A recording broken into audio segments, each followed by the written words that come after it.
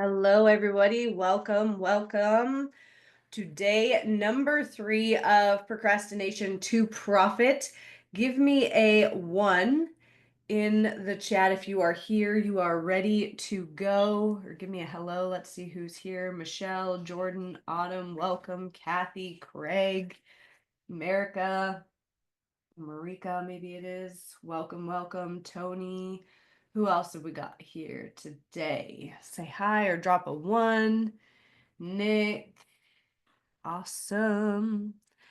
All right. So just a reminder that today is also the day that we are running a bonus session. And in order to get an invite to the bonus session, you either need to be in VIP or you need to have completed the questionnaire.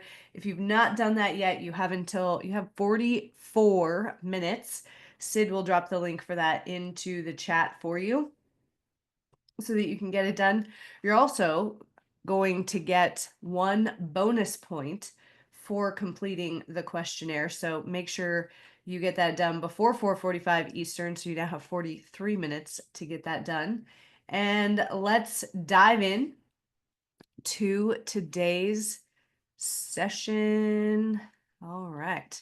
So our goal for today is that by the end of today, you'll have a deep understanding of your nervous system and how it's been holding you back or blocking you from achieving your goal. So I want to know, just so that I can make this relevant to you, what's a goal that you've been working on that maybe you have been working on for a while and it's been challenging you to hit it? So maybe it's more money, maybe it's starting a business, growing your business, maybe it's better health. What's the goal that you've been working on that you seem to keep running into a ceiling with? So creating your own business. Awesome. What else have we got? Cleanup and health, keeping habits consistent, more money from your video agency. Awesome. Creating business income, getting to 20K a month, launching, creating a business, health improvement, business launch, growing your wellness business. All right.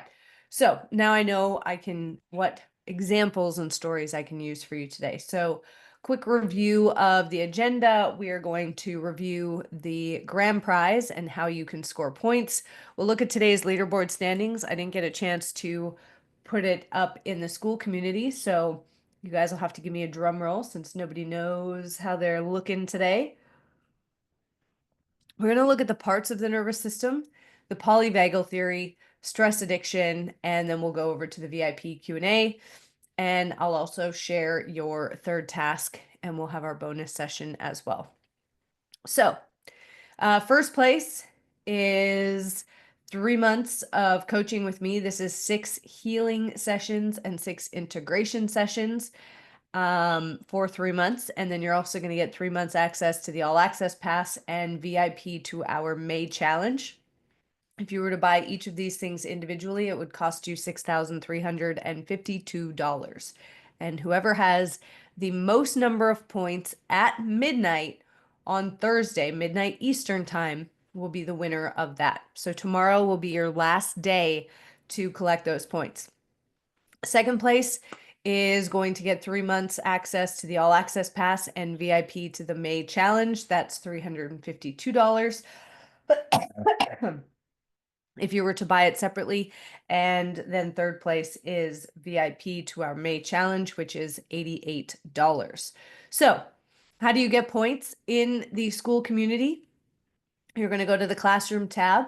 You're going to click on Procrastination to Profits module. It'll be the second module in your classroom.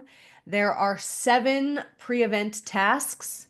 7. So each one of those pre-event tasks is for 1 point. So even if you don't have any friends that you can invite, still comment on that post to get your 1 point. There is the pregame event for 1 point.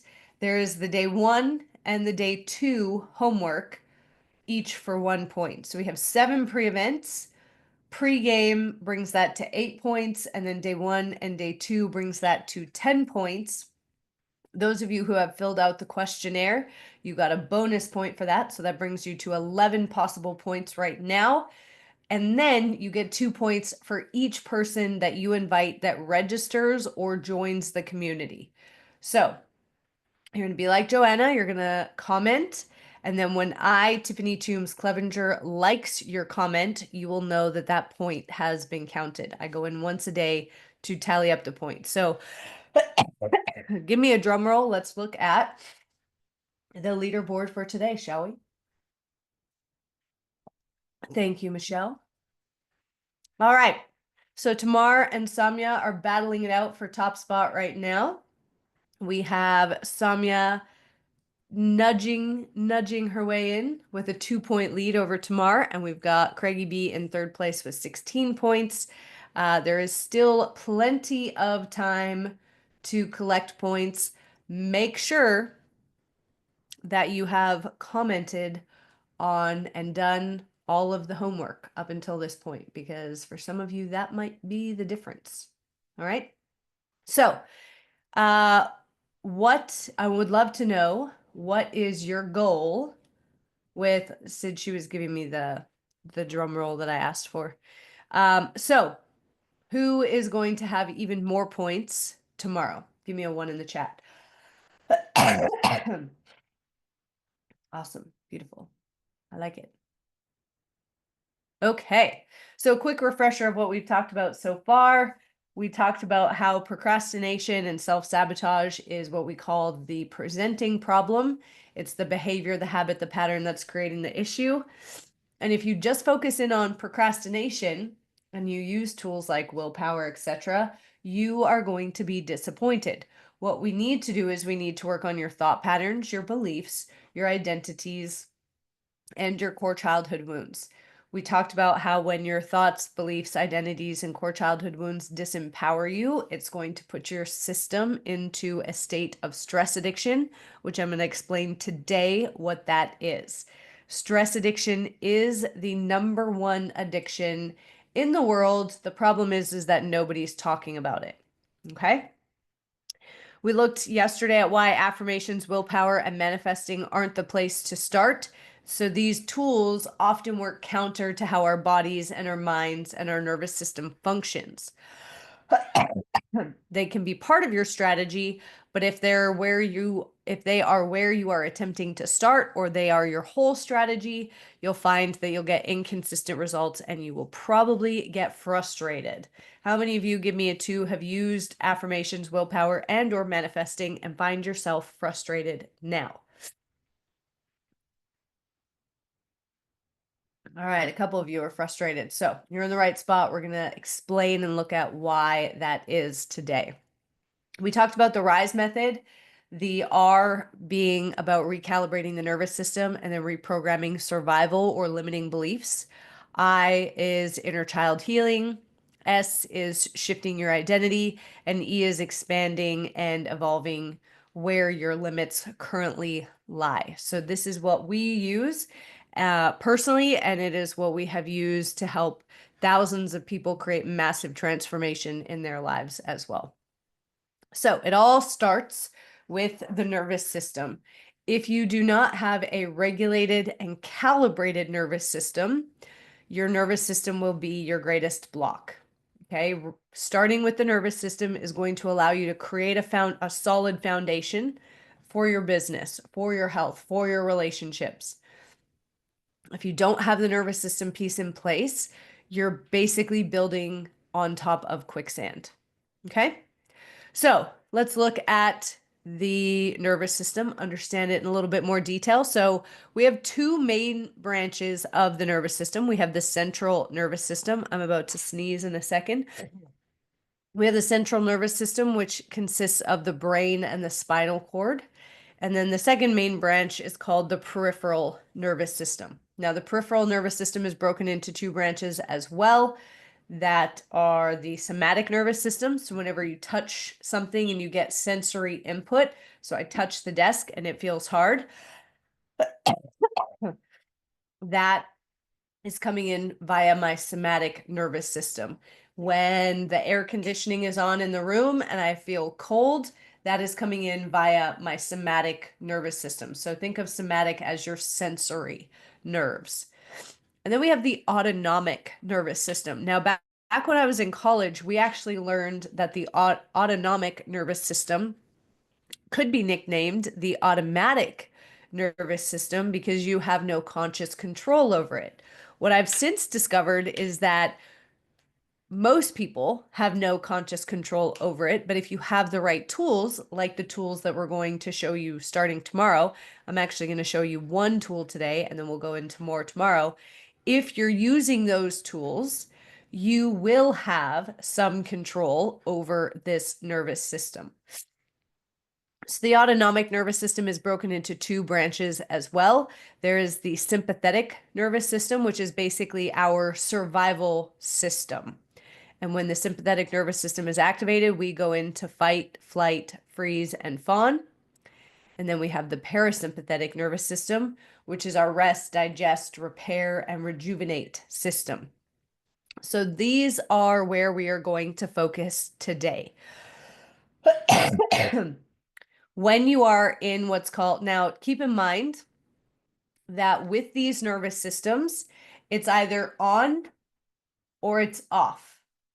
There's no like halfway on. So I'm half in survival mode, half not.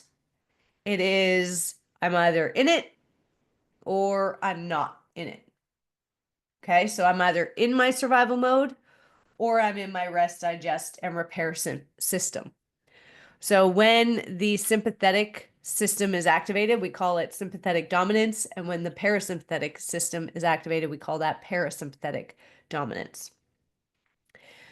The majority of people in the world live at least a bare minimum of their life. They spend 70% of their day, of their life, in fight, flight, freeze, and fawn.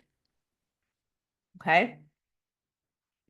Which means they might not fully ever come out, but the longer they stay in it, the more stuck that they get in it.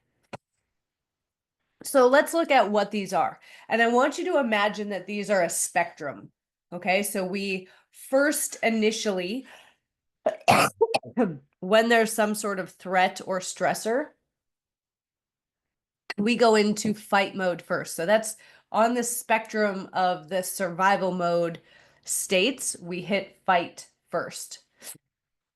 So like I said, this is a low end of the stress response scale, and it allows us to confront the threat or the stressor to attempt to remove it. That's the reason that we go into fight first, is it is an attempt to confront the situation, de-escalate it, remove the threat or stressor so that we can get out of our survival mode.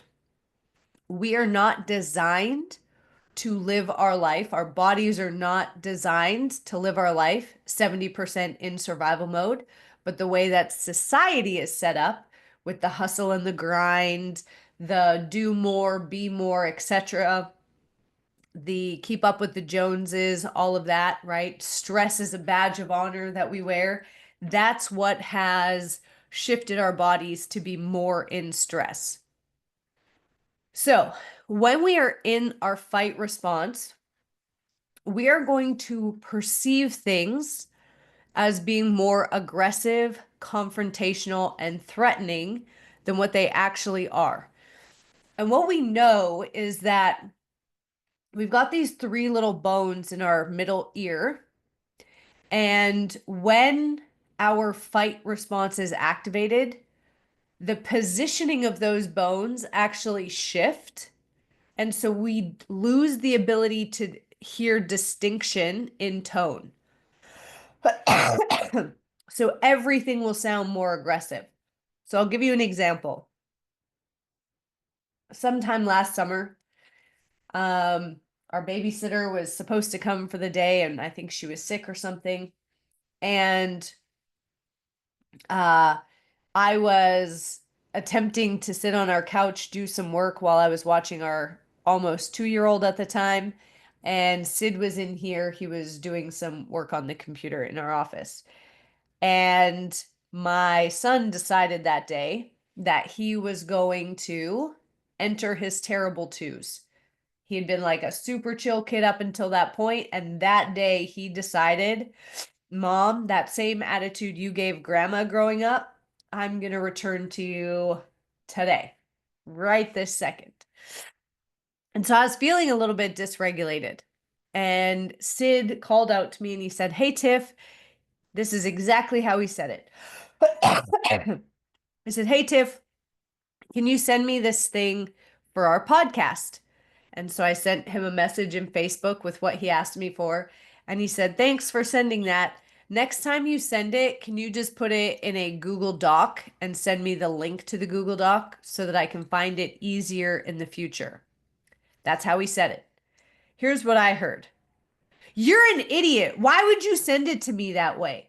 Clearly, it would have been smarter and you would have been more capable and worthy if you had to put it in a Google Doc first. Okay, so that's what I heard because I was in fight mode. I was already a little bit dysregulated. And so my response was because then we will start to feel angry and we become defensive. So my response was, well, you didn't ask me to send it to you that way, so I just sent it the fastest and easiest way possible. And he was like, I know. I'm just saying for the future, can we make this a new system? Right? And in that moment, I realized that I was in my fight response. Okay, so we will perceive things as being more aggressive and confrontational. And so then we will become defensive. We'll feel the need to justify our actions or our thoughts. And we might be more confrontational and aggressive in our communications. Okay. Give me a 1 if you can think of a time when you went into that fight mode. Okay. Awesome. Everyone can think of a time. Great. So then if the agitation continues to increase, if the threat or the stressor stays present, we will then move into our flight response. In flight response, we will perceive things as being more rushed and or scarce than what they actually are. So in flight response, we feel like we don't have time to make a good decision. Everything's really rushed. We don't have time to like look at all the information and make the best decision. We just have to decide now, right? Because we need to get out of there. The bear is chasing us. We need to get out of there. So fear kicks in, and some people will physically flee. So they will look for a way to physically get out of the situation. They might run away. They might go into hiding. This can show up in all sorts of different ways. What's more common is people will mentally or emotionally flee. So this is where we become dissociated. We stop associating, we stop being present in our body. We start daydreaming, we get distracted, we mentally, emotionally go somewhere else, okay, as a way of trying to find safety. Now, give me a 2 if you can think of a time when you were in that flight response. You just had to get out of there. You had to like leave, run away. All right. Now, if the agitation continues to increase, it's going to overwhelm. Zoning out is a way that we can go into an emotional or a mental flight. Yawning, if you're like getting tired, if it's like you're actually tired and can't pay attention, that would be the flight. So if the agitation continues, it will hit a point where it overwhelms the system. And at that point, so the far end of the spectrum, we go into either freeze or fawn. So in freeze, we perceive things to be more helpless and hopeless than what they actually are. We might perceive ourselves as being more powerless than what they actually are. We can become disconnected from the body and the emotions. So it's like we cut ourselves off from having to feel what's going on in the body because our emotions are so overwhelming for us. Now, there is a physical freeze that can happen where physically we cannot move. This could be illness or like a physical health condition, but it could also be like you just physically cannot move your muscles. A lot of women who have experienced, or even men who experience sexual abuse of any kind, report that they just froze. And sometimes they'll go into a state of blaming themselves where they're like, well, maybe there's a part of me that wanted this to happen because I didn't fight back. The freeze response is the equivalent to the gazelle playing dead when the lion is attacking it or chasing it. Okay. The neuroscientists at Stanford discovered that we actually have a quitting circuit. And when the system becomes so overwhelmed, it will shut down the ability to use your skeletal muscles because the system is just in overwhelm. It doesn't have any space left to process. Okay. So if you find yourself going into physical freeze, we don't have to blame ourselves for what may have happened in those situations. We just have to recognize that in that circumstance, our system decided that the best option for survival was to play dead, so to speak. Okay. What's more common in a day-to-day setting is a mental or emotional freeze, which we call a functional freeze. How many of you have ever had a situation like this before where, let's say, you're on your phone and you're scrolling and you're like, I need to go to bed, it's 11 o'clock. And then you just keep scrolling. And then you're like, I need to go to bed, it's 12. And you just keep scrolling. It's like you can't stop, right? Or you're like, I need to go make dinner. I need to go change the laundry from the washer to the dryer. But you just keep scrolling, right? Maybe it's TikTok, maybe it's YouTube, maybe it's Facebook. That's called the functional freeze. Okay. The other overwhelm response is the fawn response. And this can look a couple different ways. We can create a sense of survival and safety by prioritizing the needs of others. So we go into this people pleasing mode. Um, so we can people please, or we might become a chameleon. So it's like who we are, our personality changes depending on who we're hanging out with. So let's say I'm hanging out with Jordan and he really loves country music. And I'm like, yeah, I love country. I'm all in on country. And then I start hanging out with Jason and he's like, I love death metal. And I'm like, so do I. Right? It's like we change who we are depending on who we hang out with as a way of creating safety and survival. The other way that the fawn response shows up is we do this. I'm fine. I'm totally fine. I got this. I'm fine. Right? Inside, you're like screaming. You're like, ah, I'm so overwhelmed right now. But externally, you're like, I'm fine. Anybody ever see that Friends episode? I'm fine. Right? Where he's like all loud and squeaky. I'm totally fine. I don't know why it's coming out all loud and squeaky. I'm fine. Okay? That's the fawn response. Inside, you know you're not fine, but it also doesn't feel safe enough for you to ask for help, to get support. Yesterday, we talked about how if you've received a lot of negative stuff in life, then it might be that you don't feel safe receiving. Okay? So, yeah, the meme of the little dog sitting in the house on fire going, "It's fine. It's fine." Right? That's the fawn response.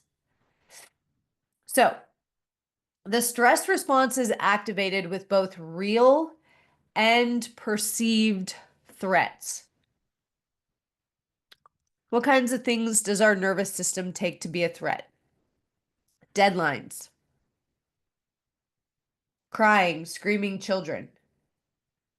Fun isn't a joke to people, but people often find that they can express themselves better through things like memes. Crying, screaming children doesn't always have to be your own, right? How many of you have ever been like on an airplane or in a restaurant or at a store and somebody else's kid's screaming and you're like, oh my God, like I am about to lose my mind. Okay.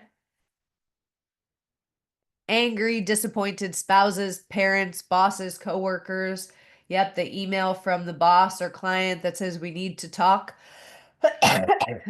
Even your partner saying, hey, can we talk, right? Those words are enough to trigger people into a fight, flight, freeze, or fawn. An experience that reminds you of a past trauma. Yeah, I want the words, I want a divorce coming from your partner. So you might not lose it when your kids have a temper tantrum. I'm not talking about your external actions. I'm talking about how dysregulated you get on the inside. Being bullied, being canceled, or the threat of being canceled if you speak your truth. Standing out in the crowd. Money. How many of you can feel, give me a one in the chat, feel this fight, flight, freeze, fawn kick in every time you have to have a conversation about money or you have to ask for a sale? You have to ask somebody for money. A bill comes in. Right? Yeah, you might stop checking your bank account because it triggers you into fight, flight, freeze, fawn. So let's look at the vagus nerve now and its role in this. So the vagus nerve is this yellow nerve. It starts up in our brain. It's called a cranial nerve. And it is the longest cranial nerve in the body. And it innervates with every single major organ in the body. So it innervates with your heart and lungs and throughout your digestive tract. Okay. So there are 3 phases that our vagus nerve can sit in. And I want you to imagine that the activation of our vagus nerve is kind of like this bell curve. So we've got 3 different zones that our vagus nerve might be in. Now, the vagus nerve is, I want you to think of it as like the gear shift from sympathetic to parasympathetic. Now, if we're going to get technical and sciencey about this, there are technically 2 branches, a posterior or a dorsal and a ventral, which basically means back and front, a dorsal and a ventral branch of the vagus nerve. And when we spend most of our time in survival mode, our vagus nerve loses the ability to move us out of the vagus nerve, out of the sympathetic nervous system. Okay, so it gets stuck there. It's called losing tone. So if you think you haven't done bicep curls in a while and your biceps get kind of flabby, right? You don't have as much strength as you once had. That's like the vagus nerve losing its tone. And the more that we strengthen it, and tomorrow I'm going to show you some exercises to strengthen it, the better it becomes, the stronger it becomes at shifting us out of survival mode. Okay. So on the very bottom zone that we can be in this polyvagal theory is called the social engagement system. The middle zone is called fight or flight, and the top zone is the freeze and fawn. So the social engagement system, when that system is activated, we feel safe enough to be our authentic self. This is when the ventral branch, VENTRAL, ventral branch of the vagus nerve is activated. So in the social engagement system, we are in the parasympathetic nervous system, that rest, digest, repair. So we feel safe enough, not just to be ourselves, but to be authentic, to speak our truth, to share how we actually feel, our actual opinions, to make a decision based on what we feel is best for us. Give me a 1 in the chat if you've ever had a situation where you're like, I don't think I can be totally honest either with this person or in this situation because they'll get upset about it. Okay. So that's the opposite of the social engagement system. In the social engagement system, we also have the desire to be social and to connect with other people. One of our core human needs is connection with other people, with a tribe, right? Now, because of our primal wiring, we from the deepest level of our being, we desire connection with our family of origin. So mom, dad, siblings. Now, I know for some of you, that might not be a good match for you, right? Maybe there was some abuse there, some toxicity. Maybe they don't respect your boundaries, etc. But from a nervous system, primal wiring sense, we have a desire to be connected to our family of origin because that equals safety.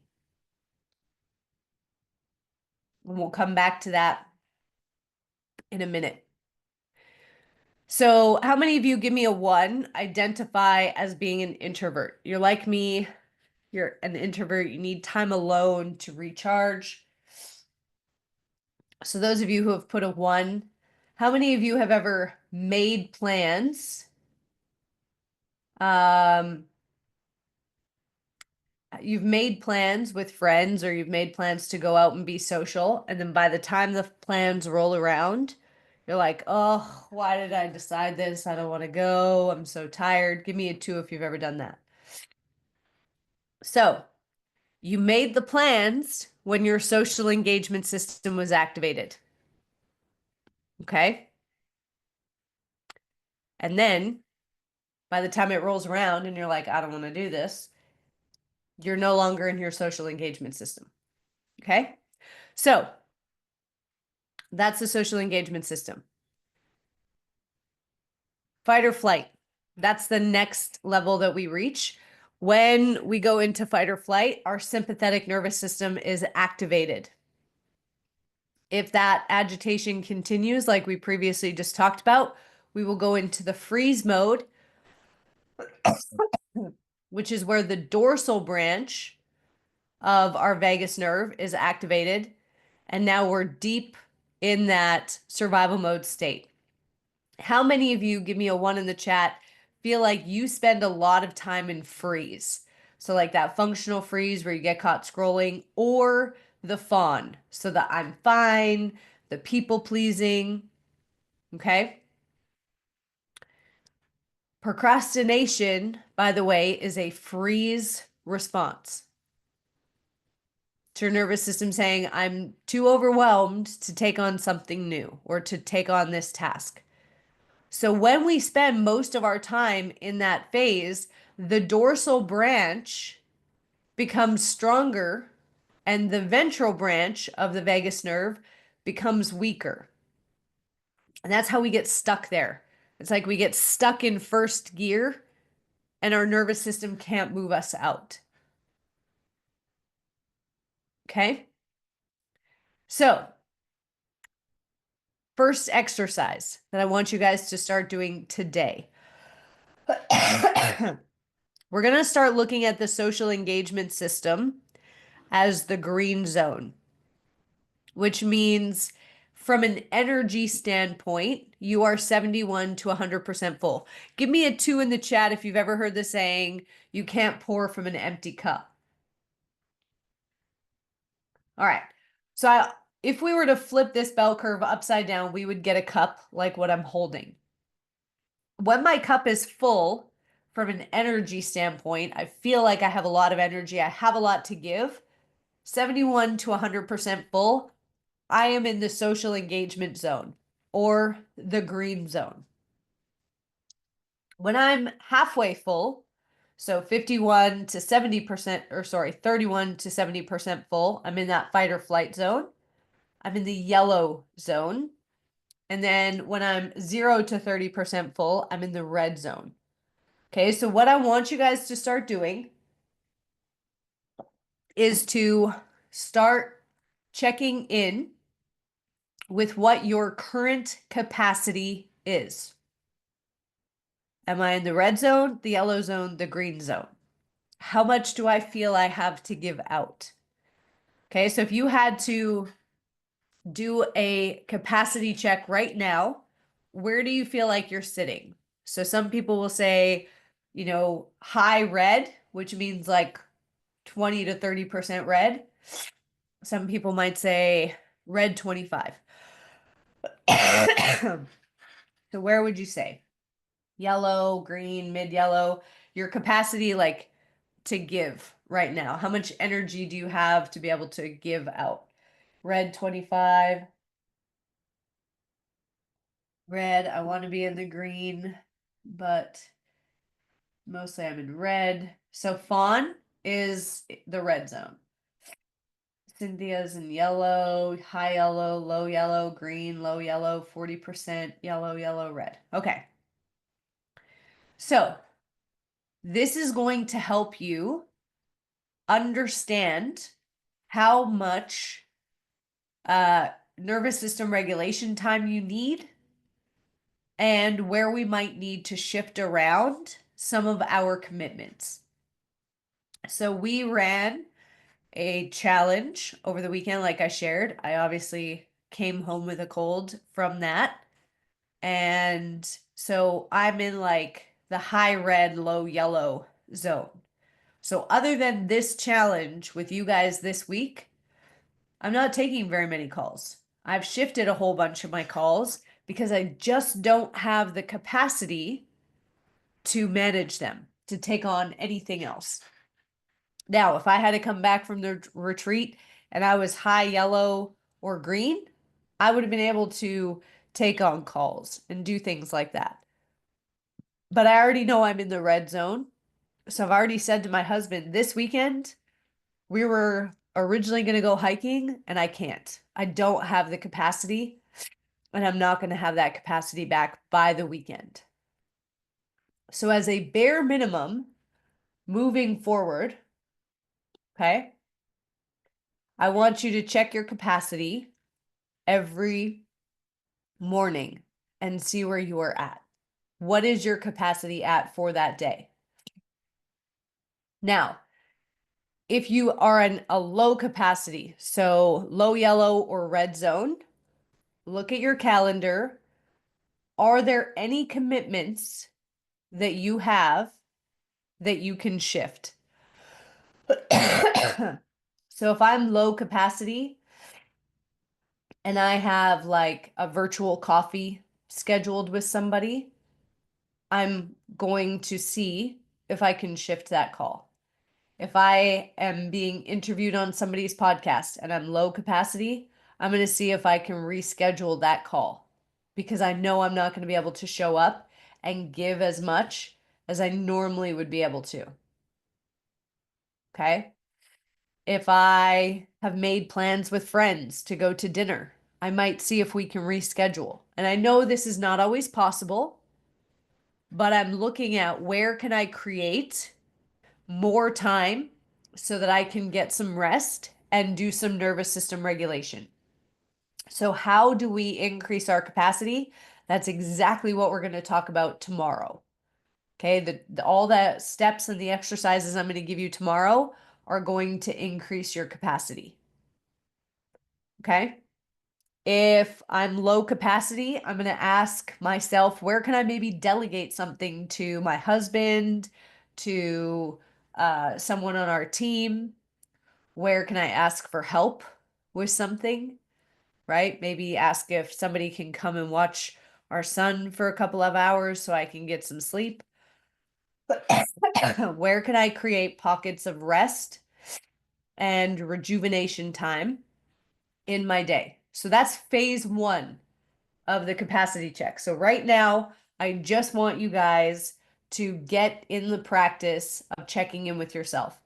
Now, if you have had a lot of trauma in your life, okay, whether that's in the VIP session, we talked about big T versus little t traumas the other day. If whether that's abuse or like there was just a lot of criticism and comparison and catastrophizing mistakes in your childhood, um, you're going to, you're more likely, if you've had a lot of trauma and emotional baggage, to disconnect from your emotions. If you've ever had addiction to things like alcohol, any sort of drugs, uh, sex, porn, work, working out, like food, whether that's extreme restriction or emotional eating, all of those are numbing strategies to disconnect from and not feel your feelings. So, this capacity check is a great first exercise to reconnect you to your body. Okay. From there, once you get in the habit of doing these capacity checks, the next thing we want to do is we want to start being aware of how certain people and certain activities impact our capacity.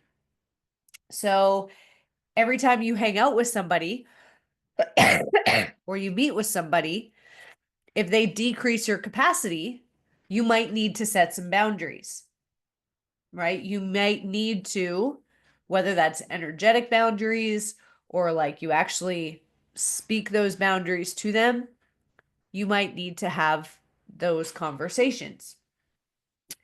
If every time you go to the gym and you do a heavy workout, your capacity decreases, which it likely will in the short term, then that allows you to be more intentional about planning your day and your week, right? Not everything that decreases your capacity is a bad thing, right? When we go on a 12-mile hike and I'm carrying a 32-pound toddler on my back, my capacity is decreased for a period of time after that. But what I can do is I can plan in some rest time or some recovery time so that that capacity being lowered doesn't move into other areas of my life, right? How many of you feel like you over you like overcommit to things? And Sid and I used to do this. Give me a one if you do it. You know, there was a point in time where we were hiking like 20 to 25 miles a week, plus Sid was cycling like 200 miles a week, plus I was doing hot yoga like 3 to 4 days a week, and we were running a business while raising a 2-year-old. And then we couldn't figure out why we were just so depleted. Right? We're like, but we're doing all these healthy things. Yeah, but we weren't intentional about how we scheduled them in. So we weren't giving ourselves rest and recovery time. Okay. So that's phase two of the capacity check. So that's your first exercise. Okay. All right. So just so you know, just the same way that going into fight, flight, freeze, fawn, we have to make our way up the ladder. First we hit flight, then we hit flat. First we hit fight, then flight, then freeze and fawn. When we are healing our nervous system, we have to come back out the same way. So if you're in freeze and fawn, you're going to hit flight first and then fight. Give me a one if you find yourself struggling sometimes to get angry. Fear, no problem. Sadness, no problem. But like if somebody was to do something crappy to you, you really struggle to hit anger. That can be, not always the case, but it can be a sign that you're stuck in freeze, right? And we need to work our way back So what I'll often see is people will be like stuck in depression and anxiety, which is the freeze and the fawn. And as we start healing the nervous system, then the anger will start coming out. And that's a good sign that we're actually coming out of this survival mode pattern. Okay. So, what I want you to know is that 80% of the communication goes between the brain, or 80% of the communication between the brain and the body goes from the body to the brain. Okay, so from the body to the brain is 80% of the communication. So our body sends our brain signals, and then our brain interprets those signals and responds. Only 20% of the communication from between body and brain goes from the brain to the body.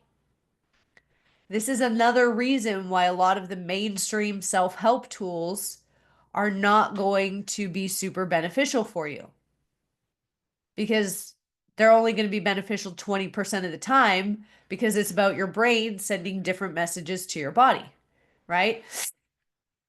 So when we're living in survival mode, we are more likely to misinterpret those signals that we're getting from the body. Okay? So we have what are called direct danger signals. So this is a I'm not safe signal. Okay, so somebody is getting angry with us. We're like, ooh, I'm not safe. Right? There's something going on here. Somebody starts yelling. We get that message from the boss that says, hey, we need to talk, or from the client that says, hey, we need to talk. Okay, that's a direct danger signal. We also, and these are the ones that are more likely blocking you from achieving what you want, we have indirect danger signals. And this is where our body is often misinterpreting the signals that it's getting, or our brain is misinterpreting the signals that our body is getting, or that our body is sending. So,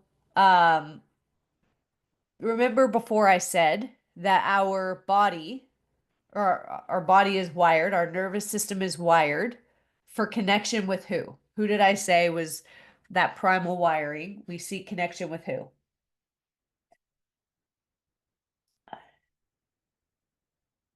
Our family of origin, right? So mom, dad, siblings. Not all mom, dad, and siblings are abusive, but with the family of origin, okay? How many of you, give me a one in the chat, have a desire to make more money than what your family makes? Just one person? Okay, there we go. How many of you desire, give me a two in the chat, to have a different or better level of health than what your family has? Give me a three if you desire to have a different quality of relationships than what your family has. So those of you who put one, two, and or three, when you start to make more money, your nervous system is going to send indirect danger signals, because what we don't want is to separate ourselves from the tribe too much. Because what can happen? If we become too different from our tribe, what might happen? Pop it in the chat. What do you think might happen if you become too different from them? You start making too much money.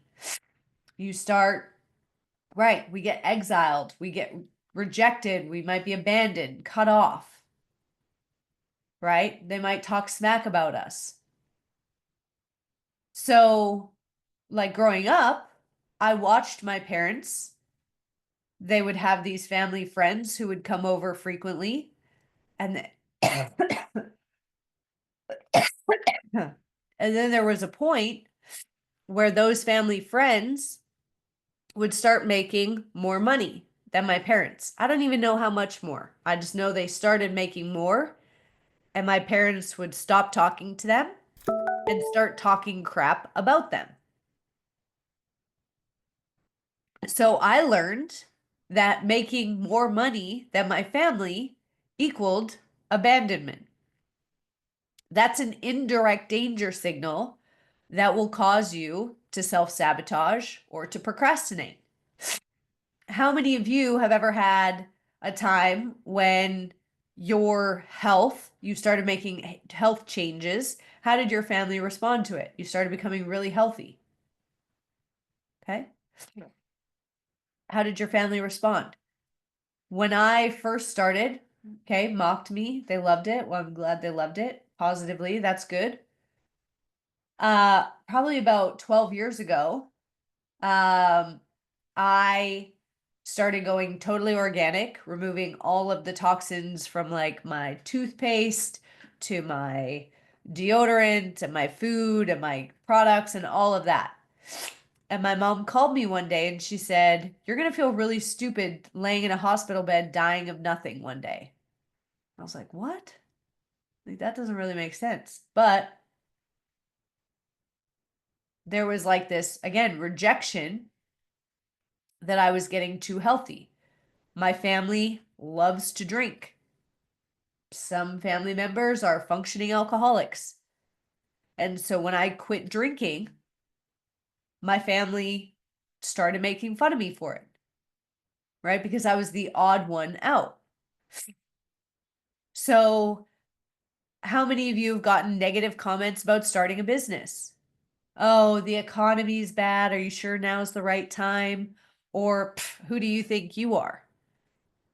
Right? So, all of that separation causes our body to send indirect danger signals to the brain, which then goes, it's not safe.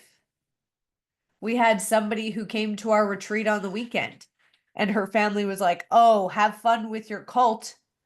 I was like, "We are like the least culty people ever."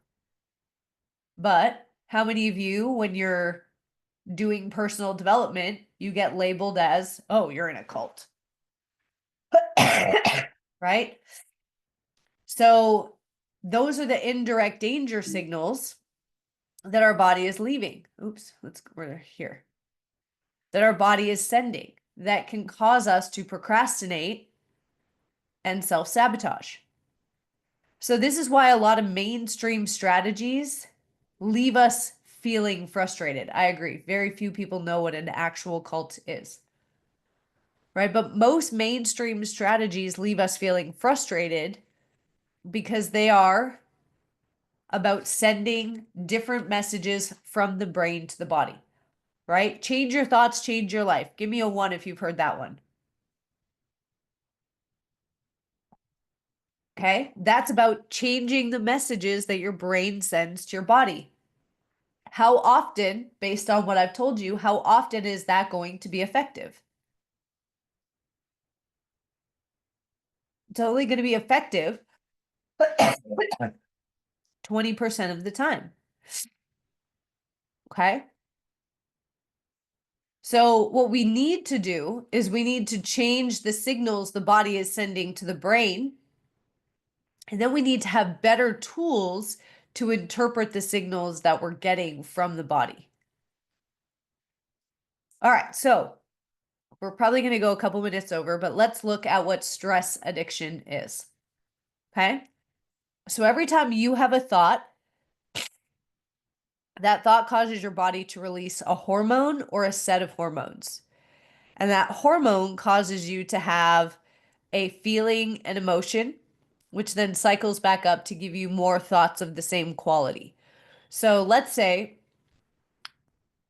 on an average day, the average person has 60,000 thoughts, and 80% of those are negative. Those are actual numbers. The average person has 60,000 thoughts a day, and 80% of those are negative.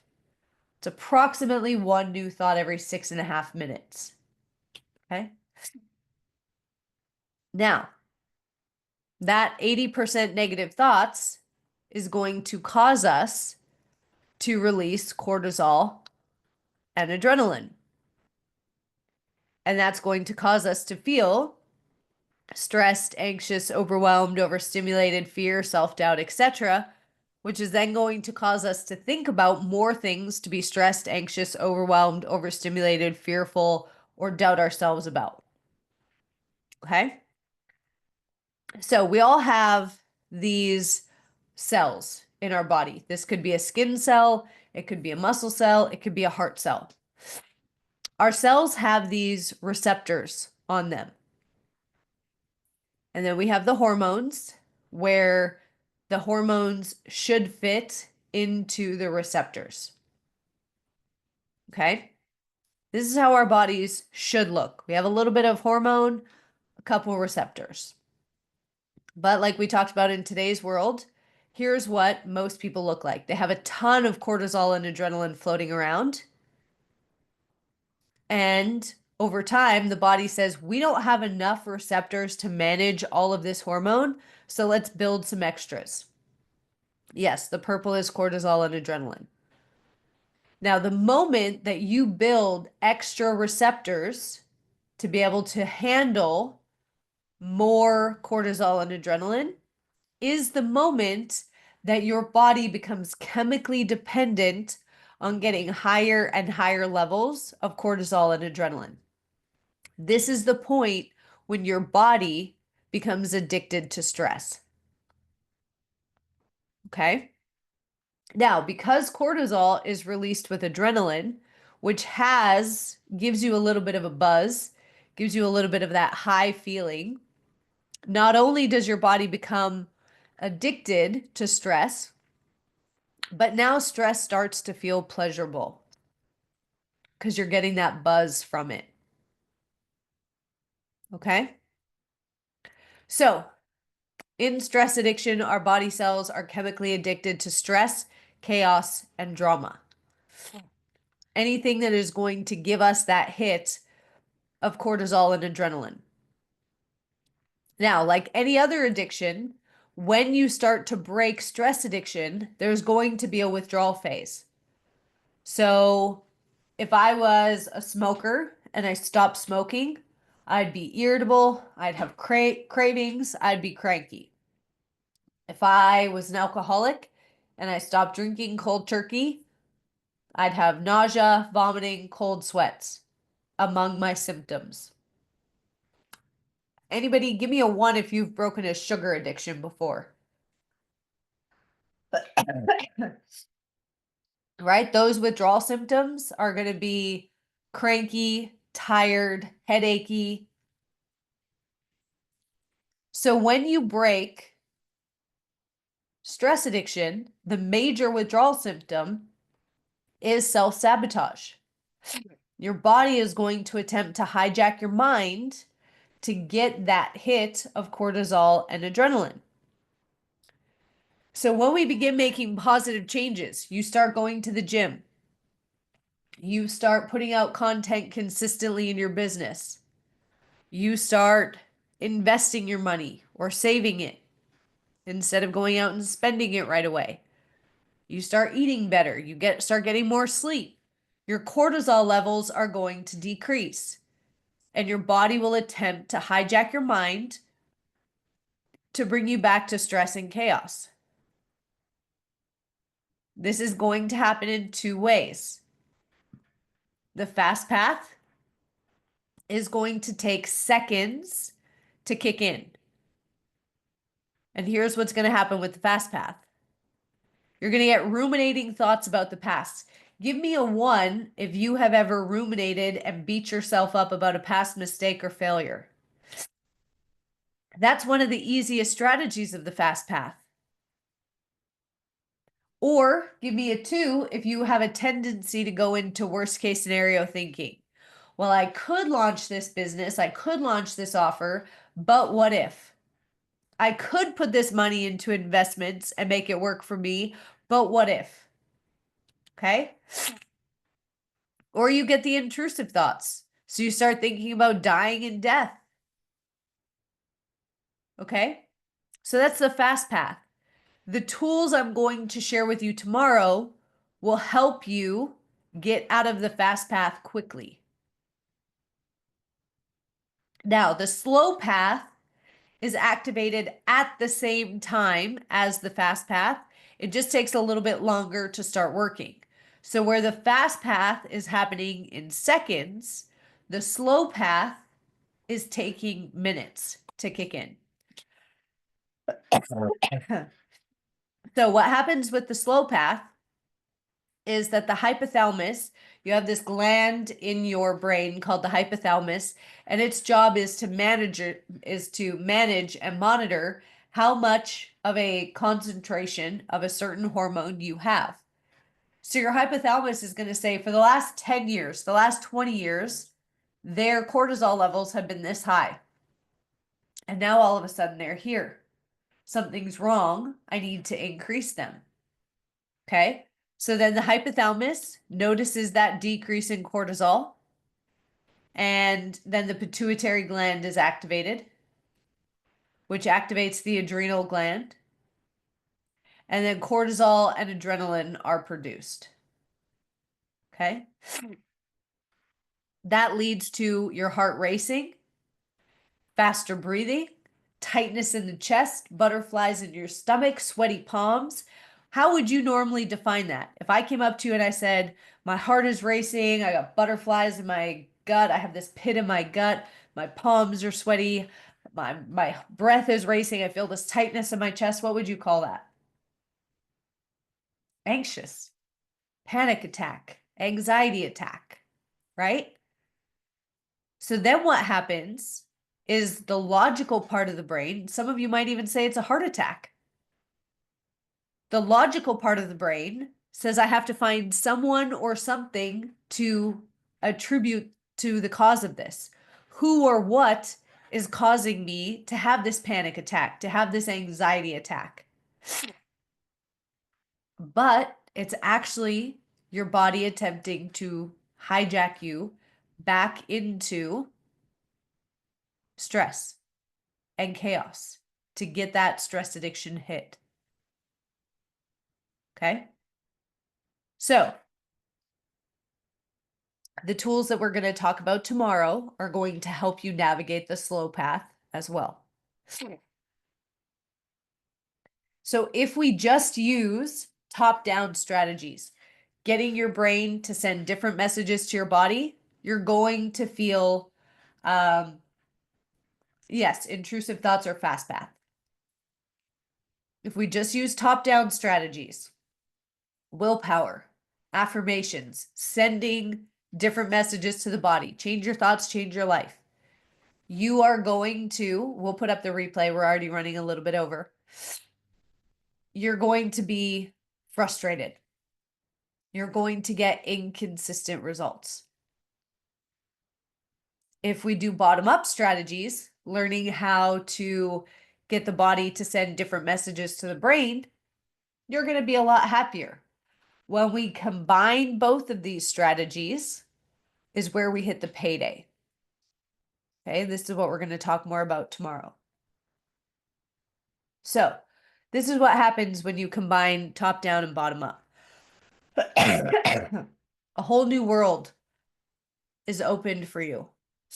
A sense of peace and awareness that you never thought possible. Okay?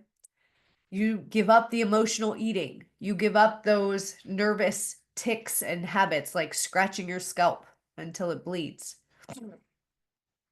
You might find that you're sleeping through the night and you feel like you can finally breathe. Might have your first six-figure quarter, like Nancy did. Or you might be like Roshana, who went from having to drive Uber at Christmas to make sure she had enough money for Christmas presents for her kids, to doing this work and having a 5K month, and then a 7K month, and then an 11K month, an 8K month, a 25K month. And that year, 2020, ended up being her first six-figure year. Okay, so tomorrow we are going to talk about how to go from stuck to speed. We're going to talk about lowering friction for faster progress. I'm going to share the 4 steps that you need to take to get out of this pattern. We're going to share 7 exercises that are going to help you recalibrate your nervous system. And we're going to look at all the things that are dysregulating you that you may not be aware of. Okay? Now, if you have not joined us in VIP, we would love to have you join us. You're going to get the VIP Day workshop in April. This is a 4-hour workshop where we're going to help you put together a step-by-step personalized action plan to achieve a 90-day goal. You're going to get lifetime access to the replay of this challenge. You're going to get 1 hour of VIP Q&A coaching after each session.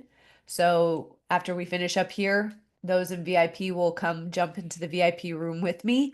Sid and I have also decided that the people in VIP will get to schedule a 1 hour clearing call with me so that I can help you clear out your biggest block.